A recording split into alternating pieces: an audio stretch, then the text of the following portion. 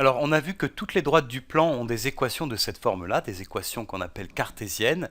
C'est ax plus by plus c égale 0, avec a et b qui sont des nombres, et puis x et y, ce sont les coordonnées, abscisse et ordonnées, des points de cette droite.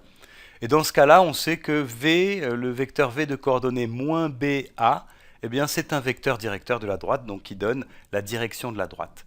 Alors, ce qu'on a dit, c'est que, en fait, c'est... Alors, je vais prendre un exemple. Si je prends cette équation-là, 2x moins 3y plus 1 égale 0, c'est une équation cartésienne, elle représente une droite. Alors ce qu'on a dit, c'est qu'on peut manipuler ces équations, exactement que c'est une égalité, donc si on manipule ça en appliquant les règles qui sont valables pour les égalités, on peut transformer ça, et en particulier ce que je peux faire, c'est tout multiplier, disons, par un nombre, 3 par exemple. Je vais multiplier tout par 3 et j'obtiens donc 6x moins 9y plus 3 égale 0, puisque je multiplie aussi 0 par 3, ça fait 0. Donc là, j'obtiens deux équations cartésiennes qui sont différentes, mais qui représentent la même droite.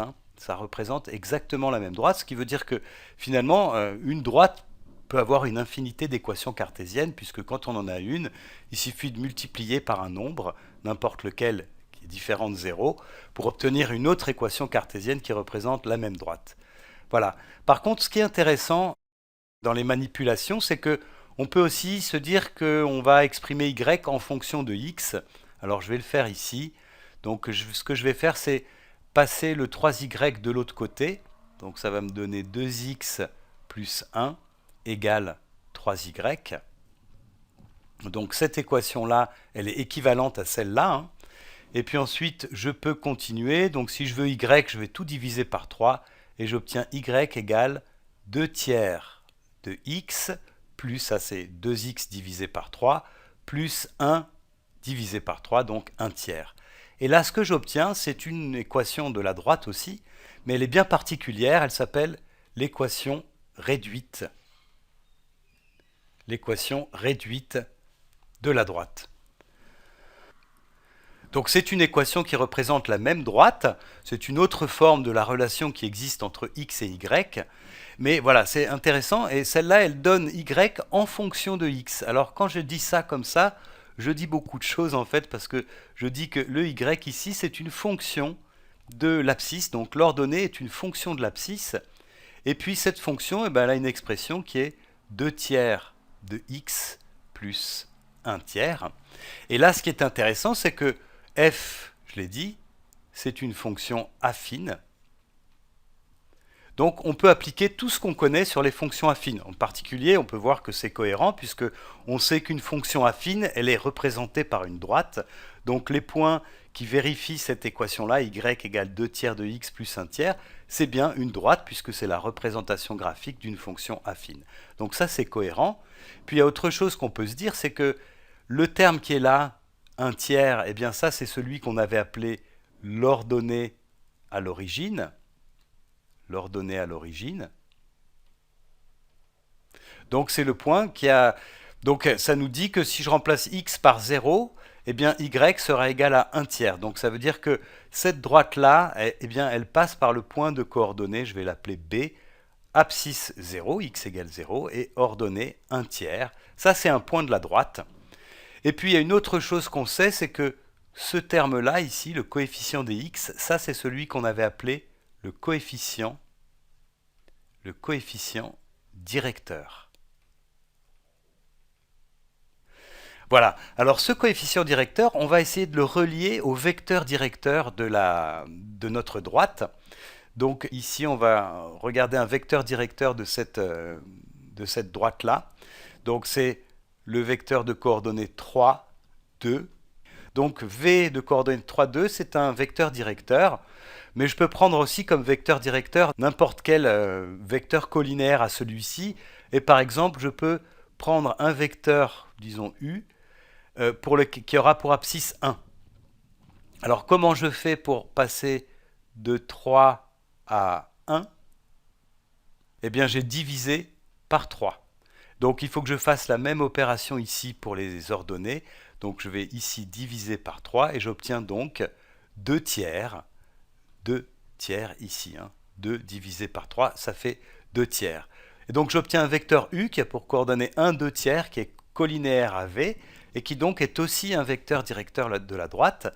Et ce qui est intéressant, c'est que l'ordonnée de ce vecteur U, de ce vecteur directeur de ma droite, eh bien je vois que c'est le coefficient directeur. Donc ça veut dire que quand vous avez une équation réduite, si vous connaissez le coefficient directeur, vous pouvez tout de suite en déduire un vecteur directeur qui est le vecteur de coordonnées 1, 2 tiers. Ça, c'est un vecteur directeur.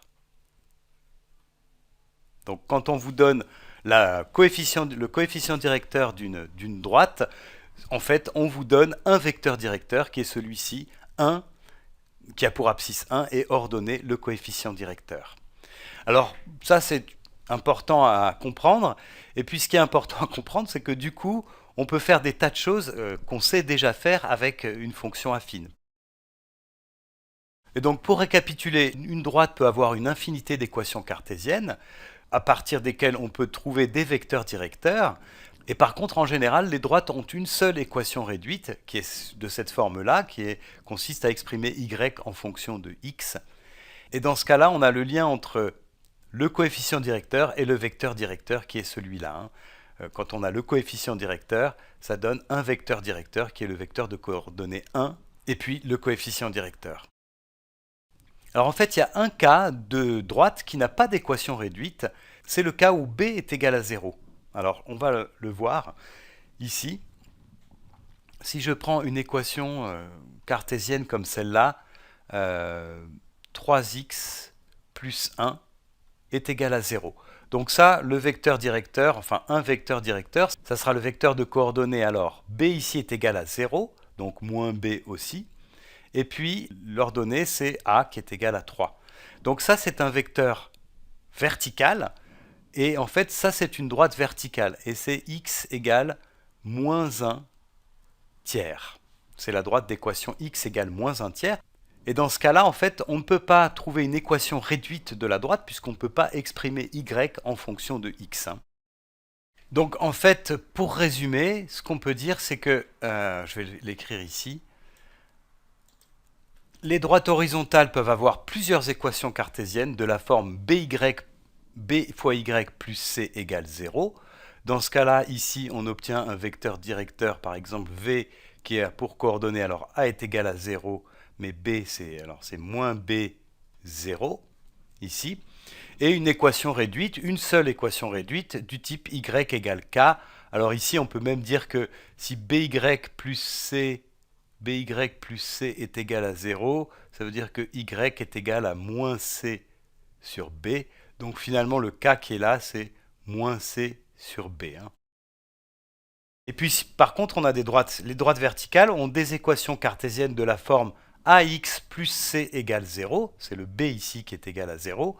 Et dans ce cas-là, un vecteur directeur, v, c'est alors le vecteur de coordonnées 0, a.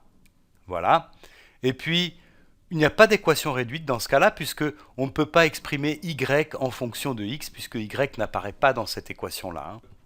Donc par contre, ce qu'on peut faire, c'est écrire cette équation-là différemment. Ça sera, alors je vais l'écrire ici, ax plus c égale 0. C'est la même chose que x égale moins c sur a. Donc c'est tous les points qui ont pour abscisse moins c sur a. Donc c'est bien une droite verticale. Tous les points qui sont à la même abscisse. Alors pour les droites obliques, ce sont des équations cartésiennes, il y en a plein, de cette forme-là, ax plus by plus c égale 0. Donc il faut que a et b soient différents de 0, sinon on est dans un des cas d'avant. Et bon, on sait qu'un vecteur directeur ici, c'est moins b, a. Voilà. Et par contre, ces droites-là ont une seule équation réduite, qui est y égale mx plus p.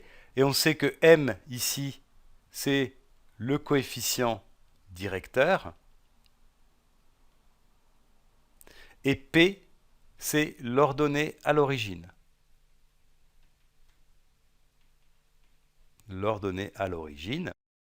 Alors ce qu'on peut faire, c'est travailler cette équation-là pour exprimer y en fonction de x. Ça va nous donner une expression du coefficient directeur en fonction de A, B et C. et puis une expression de P en fonction de A, B et C aussi. Alors je vais le faire ici. Je vais prendre mon équation cartésienne, AX plus BY plus C égale 0, et je vais la manipuler pour essayer d'exprimer Y en fonction de X. Alors je vais déjà faire BY égale moins AX moins C. Là j'ai fait passer ce terme-là et ce terme-là de l'autre côté en les changeant de signe.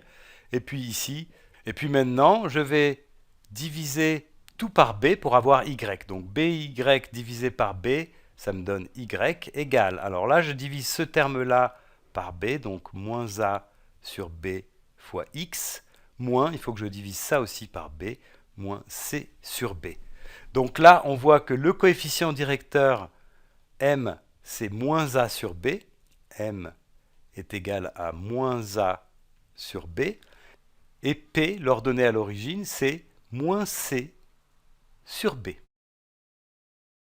Et ce qu'on a dit tout à l'heure, c'est que du coup, on a aussi un autre vecteur directeur qui est U, et qui a pour coordonnées 1, et puis le coefficient directeur, donc moins A sur B.